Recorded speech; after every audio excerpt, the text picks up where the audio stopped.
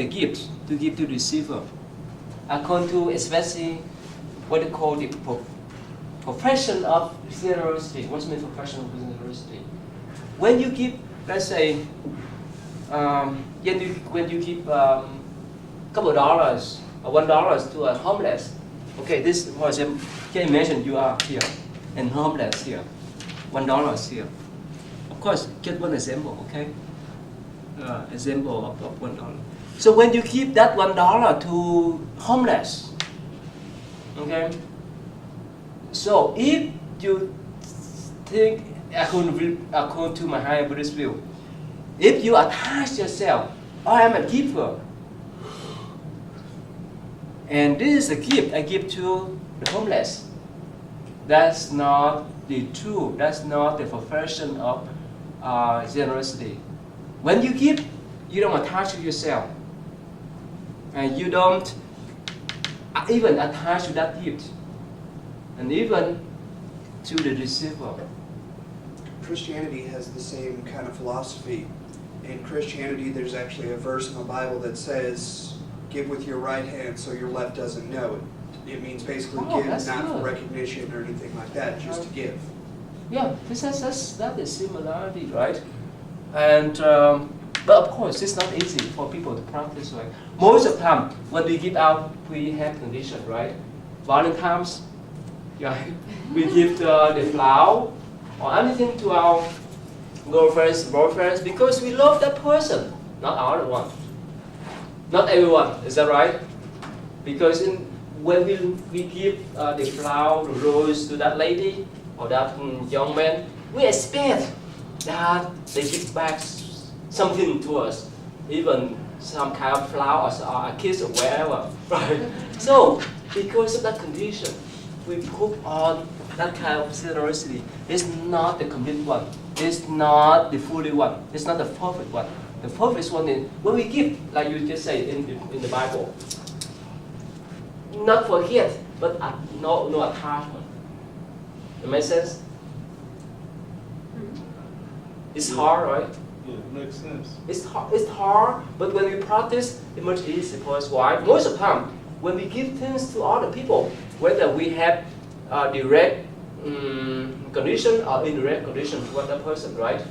We expect when we give them or we help them out, we expect that one day they will give us a favor. Is that right? Most of the time, that's just our human. Is that right? That's right. So that's why this kind of practice help us to transform that kind of thought. And plus, let me put it this way: in Buddhism, we don't use any scam to convert people, right? To give out money or whichever. When they come, they can come. Make sense?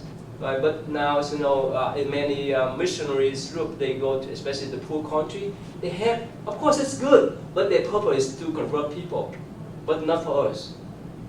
You understand the difference there? So, of course, we human, so we make mistakes. We human, we put condition on other people most of the times.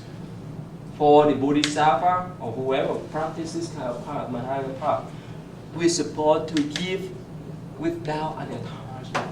So that is more complete. Let me put it this way. What happens when you give, let's say during the Valentine's, when you give a rose, right, to your ladies, right? And what happens? She go with other men.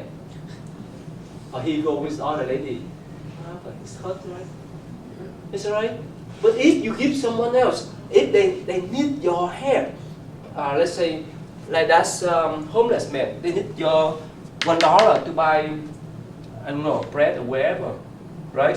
This is more helpful, right? When you done with that work, when you're done with that giving, that person could sustain his life for a day. You understand that? This is more beneficial. So it has something to do with attachment? Yeah, that's the point. Because the suffering or happiness is it just come from here. Come from attachment. Because like I told you, if you attach to that lady, if you attach to that gentleman, when you give them and you put the hidden the condition on them, what happens when they turn their back? You see that? It makes sense now? right? Yeah, fear of rejection. Yeah. Attachment go with rejection. Attachment go with anger. So when we're free, see that art, when they're free, they can free anything, they can give anything. And even in the Buddha past life, there's many stories about Buddha past. Even when someone asked for his head, he could give to them too. Let me tell a story. This is a fun story. It's not easy to practice. It's not easy. Well, there's a monk. He's a new monk. He's old. He's in his 50s, but he's the new one in the monastic orders. So one day he drove a van on the road, and somehow he saw a homeless guy, and he stopped his van and go, "Okay, come in, get into my van. Where you want to go?" Yeah, so he drove that homeless to the place that guy want to go. So on the way, while he was driving, he gave lecture to this homeless guy. Well, you know, in Buddhism, we give out everything. We are so generous, so forth. And homeless man, he turned around and said, "Can you give me your van?" So what happened? He shut his mouth, and when he stopped, when it's time for him to stop, so he let that guy go. Reality is not easy, is that right? Yeah. We can talk in theories, in principle, and so forth, but in reality it's not easy. When you really sacrifice your life for others, when you really give something that's meaningful and beneficial for others, it's not easy. Is that right? I know, it's right. Yeah. So especially, let's say, if you have grandparents or parents who have some problems physically at home, right? You really want to take care of them, but sometimes you may not have energy, you may not have times, but you have to sacrifice your times for them. And you know, especially in our tradition, our Asian tradition, many times, many families, they prefer to keep their parents or grandparents, the elderly one, at home. Even they quit their job to take care of them. That's the way they sacrifice for their loved one. You want to ask? Yeah. You want to ask? Oh, okay. So you see that it's not easy, right? It's not easy, especially when let's say a couple, right? When one of the spouse have some problems physically, right? Okay. So again, in Buddhist view, yes, giving the spiritual support is more important to guide people to develop spiritual support or mental support, or provide the guidelines, provide the techniques how to transform the suffering into happiness is more important than material giving. It makes sense, right? What they say, teach someone how to fish. It's better to give the fish. Is that right? It's simple, right? So, and many people who got out from the prison, yeah, they have a lot of programs to train them so that they can find the jobs instead of mess around and go back there, right? So again, yeah, helping people to transform, to control, to be happy mentally, spiritually is more important. But of course, if whichever thing we have, we can share. But let me ask one thing: why do we need to share? Why do we need to give? Why? So what is it? Why do we need to share? Why do we need to give to other people? Why don't we keep things for ourselves? Let me tell you. Let's say tsunami, right? Tsunami in South in Sri Lanka and so forth. Even when we have the Katrina, right? 2005, right? And recently we have what do you call earthquake in Japan. So why we live here in this West? Why do we need to send the money to that people who live that far? Why? Is that stupid? No. Why not? Because they need help. They need help. But They need help, but do we get anything when we give out to that strange people? yeah, we get the part of generosity. Okay, You know, generosity because that's part of the religion. And but because of religion, But if some people who are not religious people, they still keep, right? Mm-hmm. Yes, why? I would say because it makes us feel good, but then that kind of, you're not supposed to do it to make yourself feel good about yourself. So I guess for Buddhists, it'd be to take away from yourself in a way. In every tradition, not only Buddhist tradition, right? In Christianity, right? Catholicism and so forth, right? The priest, the pastor encourage people to give out, right? To give to the poor. And I think in the Bible, right? Jesus Christ encouraged people to give, right? Not to take in. Is that right? I remember there's a story. I don't know. Correct me. There's some passage from the Bible. It says that the gate of the heavens is great for people, but not for the rich one, and not for the wealthy one. Is that right? The saying is, it's easier for a camel to go through the eye of a needle than a rich man to enter heaven. That's the point. That's one. Oh, yeah, that's. Thank you. Yeah. Okay. So again, why do we need to give? Whether we are the rich people or not? Yes. Why?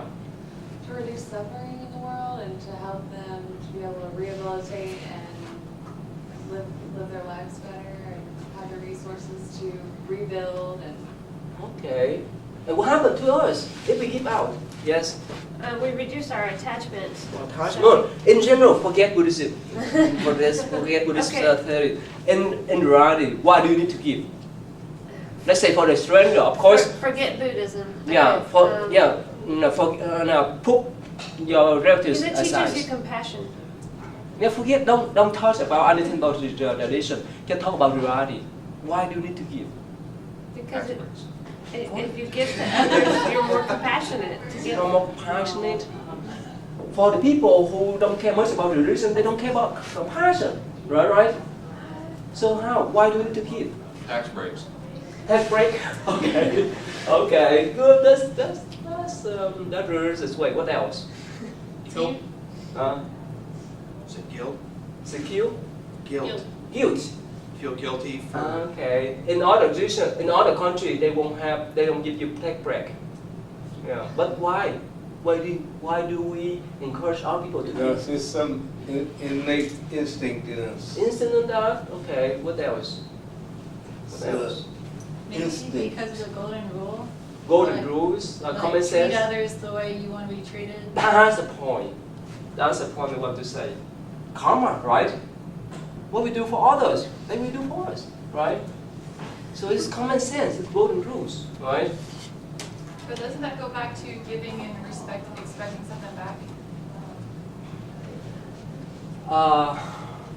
Now, you can say that, but somehow as much as we understand that kind of karma, that kind of golden rules, will come back to us anyway then. We don't need to ask. We give. We don't need to expect because it come back. Is that right? I mean, that's why I do it, because I want, if I'm in need one day, I want somebody to pass by and Yeah. help me. That's the But point. That kind of, I'm expecting That's that not- though. At the same time. That's the common rules. That's the golden rules, is that right? And the common sense. So when people are homeless, when people in the poverty, we help them, and we think we may one day be like them, and hopefully someone will step up and help us. So that's common sense. Even we don't expect that person, even we don't expect that homeless man will be the one who help us in the future. Is that right? Because we know the common sense. Is that right? We know the golden rule. So any society, any community, whether you're a religious person or not, doesn't matter. Alright? But of course, in Buddhism, what happens? The more we give, the more we get the merits. Why? What happens when the more we take in? What happens? We get a better chance of leaving the cycle. Yeah, of course, the more we selfish. Alright? Right? And let's say if we have, let's say if you have $100, right? You can buy your shoes, whatever you want to buy, and you use them all for yourself. Right? But when you share, let's say $50, $10 for whoever you want to share, basically you can help other last person. And in Buddhist view, because we are interdependent, whichever things we do, we affect others and vice versa. That's why we need to share. Make sense? You understand that? Now after we talk about common rules, golden rules, now we talk about Buddhist view. Right? So, your husband relate to your wife. You relate to you, and your wife relate to you. And your children relate, has that type of interconnection with you. Your teacher, your student, right? Your boss, your employees. Remember we talked about this, right? Whichever decision you make will affect your wife, your husband, your children, whoever live with you, whoever work with you. Make sense? So that's why we need to share. And of course, in common sense, when it's time for us, need that type of help, hopefully someone will step up and help us. But of course, when we do, again, we don't have that kind of expectation, but we understand that type of common rules. Make sense? So that's why I want to emphasize on this. Okay, yeah, okay, now, so let's see, move on. Kevin, still? Yeah, Oh, I actually okay. had a lot of problems finding anything on that. A A lot lot of of stuff on the Mahayana and a lot of stuff on monastic orders and laity, but I couldn't find anything on linking the two. Oh, really? Remember we talked about this. Is my trick question for you too. So what do you have here? Remember we talked about the Vinaya. Remember that? That's a rule there. Okay, Vinaya. Remember we have the 3 baskets, right? The Buddha teaching, the Vinaya. That means the rules for monks and nuns. Of course, include the rules for lay people. It's only 5 pieces. No killing, no stealing, no such misconduct, no lying, and no taking intoxicant. That's all. Right? We talked about that, right? Remember Vinaya? Remember that word? Vinaya. Remember? Right? In back, I don't know. I forgot. Last few weeks ago, right? Okay. Yeah. So that's a basic one. Now we have a lot of things to talk, and we show you interesting clip. How about ideal patient? Is that the virtue in every tradition, right? Mm-hmm. Is that right? You work in the hospital, right? You work with patients. You need to be patient, right? A lot. Otherwise, it's not easy. Okay, that's your tool, right? Go ahead, please. For patience, there's 3 aspects to it. The first one is gentle forbearance, which you act and you have self-restraint. You think about your actions or what you're going to say. You don't do anything in retaliation. Make sure you do no harm with your actions and what you're saying. And then second is calm endurance of hardship, and that's to accept that there will always be pain and hardship, and you can never eradicate it for everyone. And then the third is acceptance of truth, and to accept the things around you, and that things are the way they are. Okay. And not wanting them to be different, and to accept that things are always going to change. Okay. So in that work, how patient can be helpful for you to deal with patient? Because you're always in a hurry, so you have to be patient and allow people to move at their speed, and not always at the speed that I want them to be at. What else? What else? When they were so painful, right? Do what? Then you work in the ER. So then, let's say then when they have the car accident, whichever thing happened to them physically, it's so painful, right? So how could you handle the patient? Handle them with your patient? With their pain, I know that I can't make it magically go away. The physicians can order medication, and the nurse can give it to them to help them with it. But most that I can just be there for them and just talk to them and just listen to them, because usually there's a lot of anxiety with it. So just being like an open ear. You see every day, right? You see all kind of injury, right? Which one is more severe? Which one is that you could not forget at all? And then during the time that you work at the ER. As far as an injury, The most severe one, that you could not forget. we don't get a whole lot of high trauma.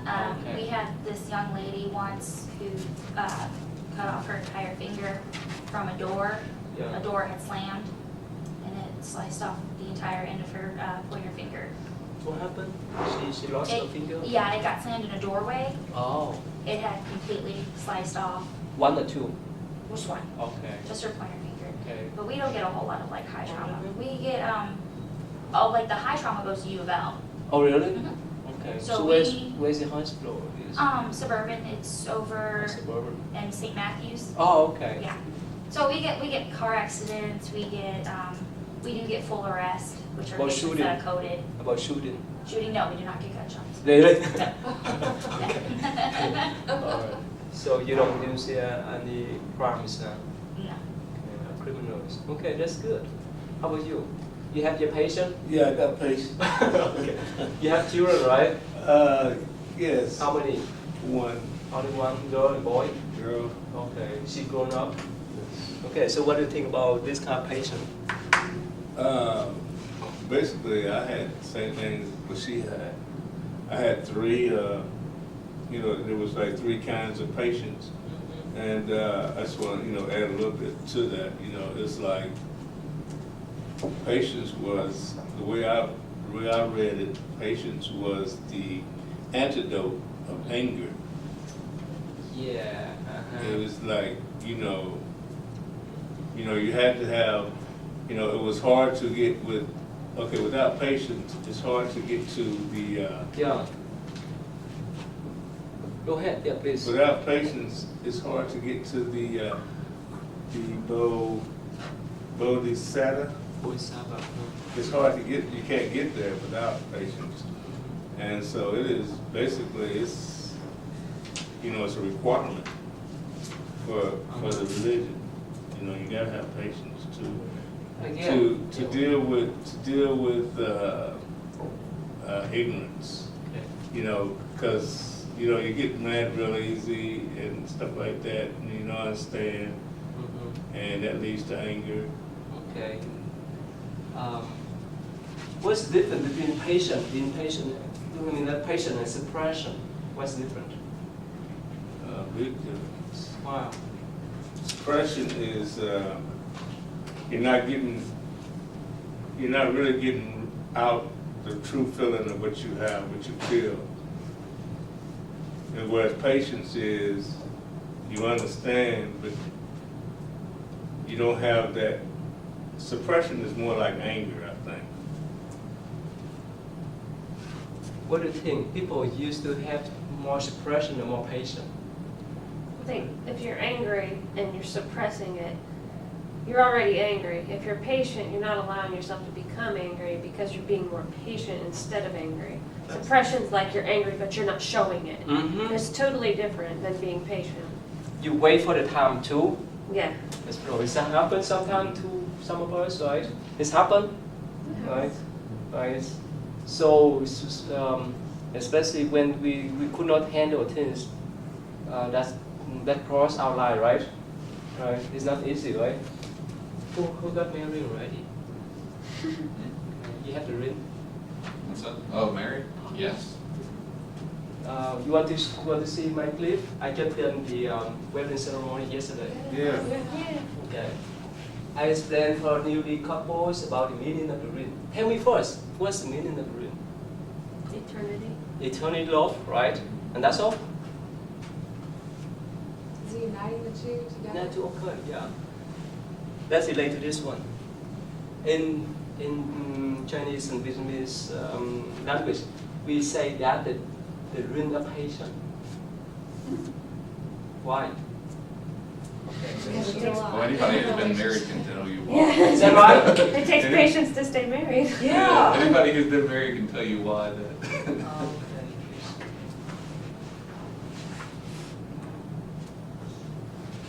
There's a new couple. I did it yesterday.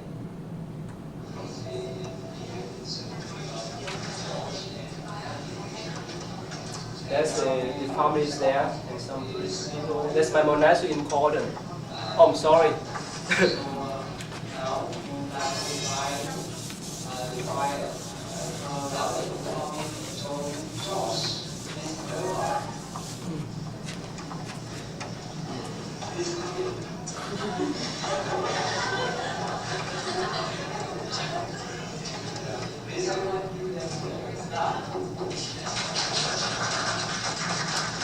Right. We call daughter. Yeah. Okay, and okay, sorry. Let me move to the place where.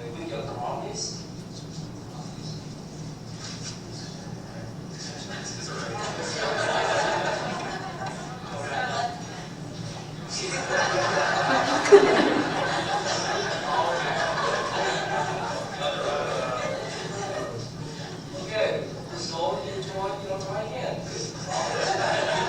Okay, find yourself disorder as a husband and wife. Buddhas who was non-human, like born and life. Right. Somehow we decide to do this or do that, but somehow we create a vision and force. Okay. Receives this ring as a token of our friendship and as a symbol of all we share. I also pledge to you my love and faithfulness forever. That's when they ascended the ring. You're gonna see in the background. It's the ring. Wow, never least.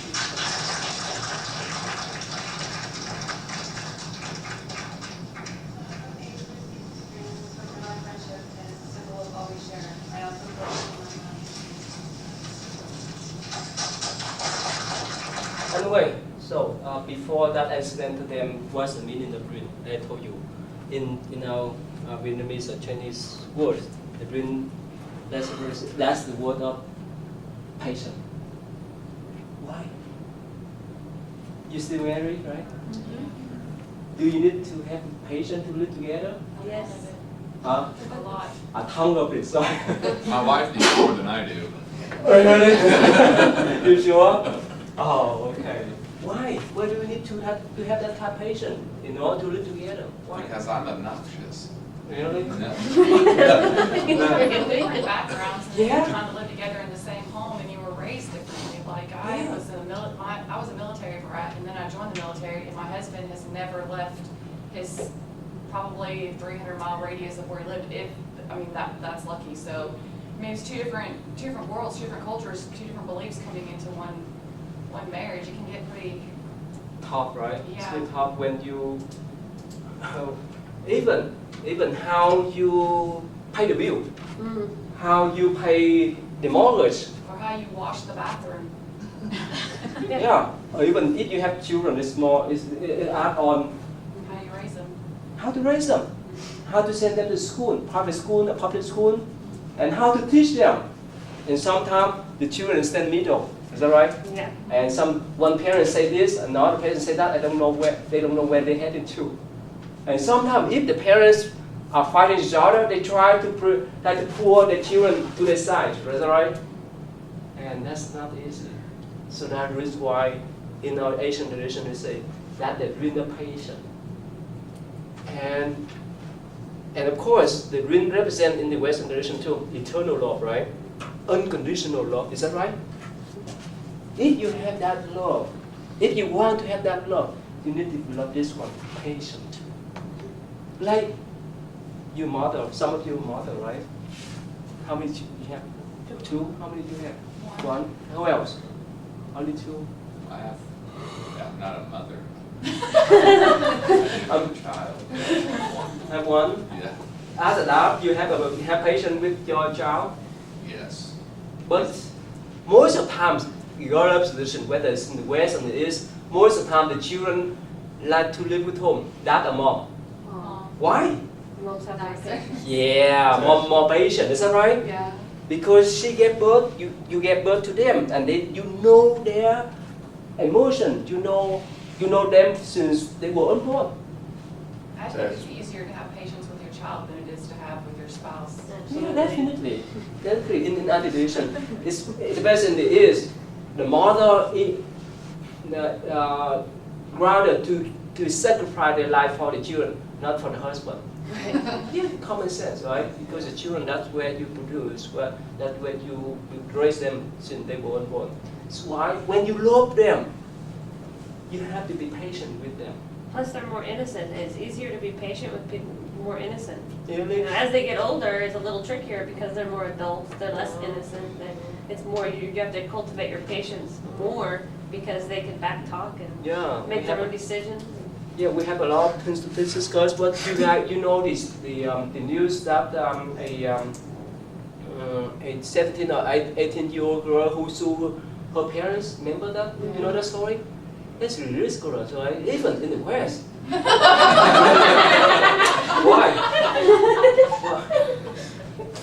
Why? Why you laugh? Is this I don't accept that, right? It is ridiculous. It's true. We agree. Even for here. it's Even for here, it's ridiculous. ridiculous. Ridiculous. Yeah. Did anybody else hear what the judge's response was? Why it ended up going to second trial? I thought she dropped the charges. Yeah. The first judge, when it came to court, looked at the case and goes, I am not trying this because I'm not going down in history as setting this precedent.